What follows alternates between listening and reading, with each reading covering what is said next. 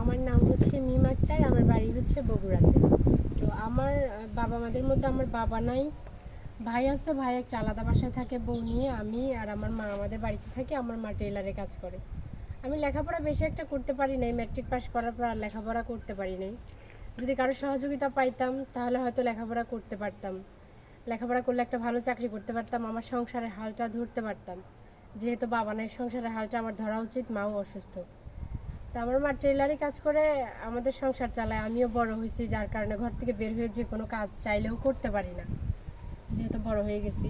তা আমি চাই দেশে বা দেশের বাইরে কোনো প্রবাসী ভাই বা কোনো বাংলাদেশি ভালো কোনো সৎবার মানুষ যদি আমাকে বিয়ে করে আমার দায়িত্ব নিতে চায়, আমার ফ্যামিলির দায়িত্ব নিতে চায়, তাহলে আমার কোনো আপত্তি নেই, আমিও তার সংসার করতে চাই। আর আমিও চাই যে কেউ এমন ভালো মানুষ আমার দায়িত্ব নেই।